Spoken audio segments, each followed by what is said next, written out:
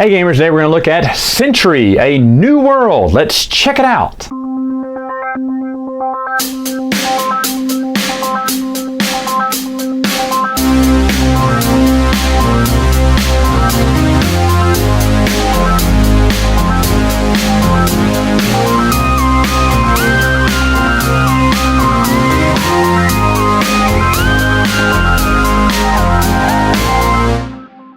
Alright, setting up for Century, a new world. Of course, you have your spice cups here in the order, as you see the other previous games were. You're going to deal out a few of these tiles across the board. These tiles can be in-game points. I'll explain how you get them in a minute. You're going to shuffle the deck here, deal out 4 cards over to the top, one in each section there. The game will tell you how to place these tiles here. You'll switch them up depending on what type of game and what type of scenario you are playing. This game goes with all the previous 2 games that came out. You can combine them together. There are additional little tiles here that you can put on the board for variability.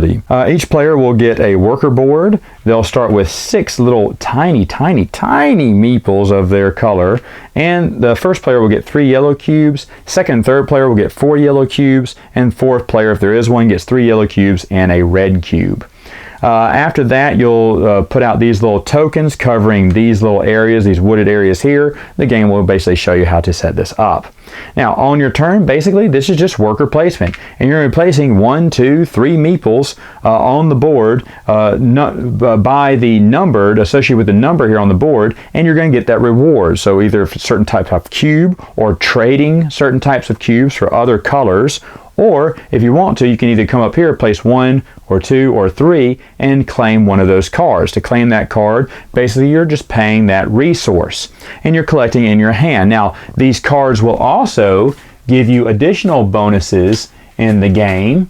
For instance, this card here will let you have 1 less meeple for any area that has a basket on it. So for instance, this area here requires 2 meeples for 3 yellow. But if I have this card, I only have to put 1 meeple there to get 3 yellow. Now, does that mean I can get this action for free? No, the 1 action, because it has a basket there? No, it just means that I get a -1 on the bigger actions there. This one here lets me take one of these little wooden tiles here, and I will basically take it, get the reward, so in this case it's 3 victory points, and I open up another area where people can start doing worker placement, and there's several of these in the deck. You can explore other places. This one, of course, just adds a meeple to your board, so I'd have 7 to start with.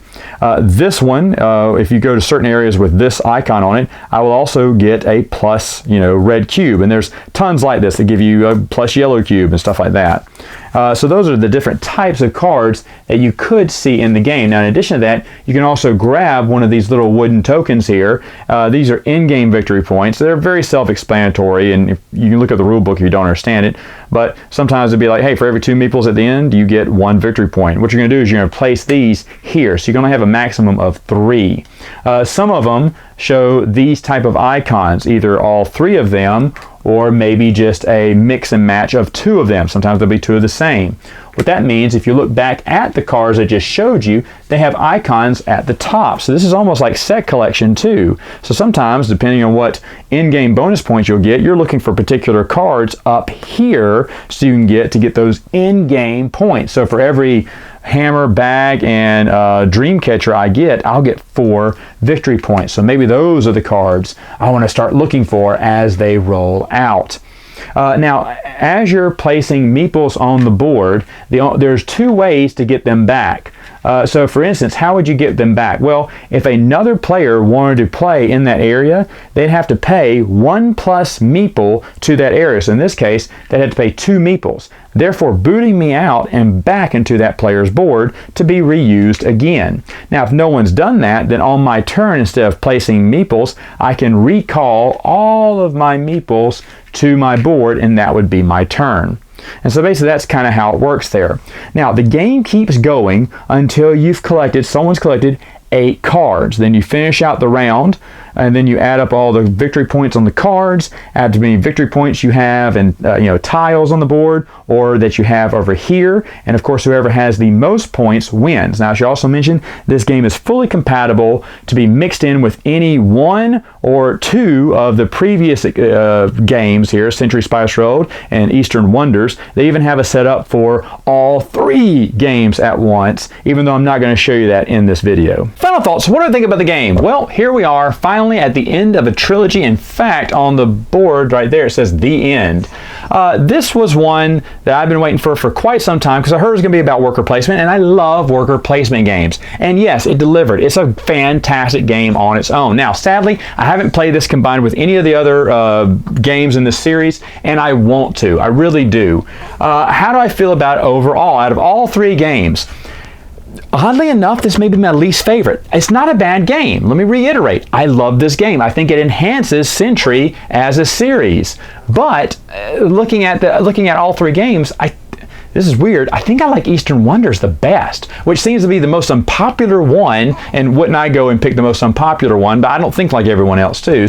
But even my nephews agreed with me that they thought Eastern Wonders was better. My gaming group even agreed. I let them decide before I told them, and they said Eastern Wonders was their favorite too. So for me and my crew, we like Eastern Wonders best. Century Spice Road second, and this one third. But this is a close third. This is a great game. I really do enjoy it. Maybe it's because I don't feel that there's anything that new about the game. It's not a bad game, but if this was any other type of game with any other theme, not said Century, I think this would be a small blip on the screen of a billion board games coming out. The only thing giving this game its fame is not the actual gameplay, but the name on the cover. That's it. I think that's why people are getting this game, not because the game is so amazing. It works like a regular worker placement game, in my opinion. But again, not a bad game.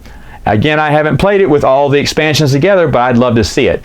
But congrats anyway for Plan B Games for calling their shot, man. What was it, 2-3 years ago? They came out with Century Spice Road as a groundbreaker, and they'd already announced this game as well as Eastern Wonders. You're like, well, you're going to make out 2 more games? What? And I remember seeing that. This one's coming out in 2018, 2019, and they delivered.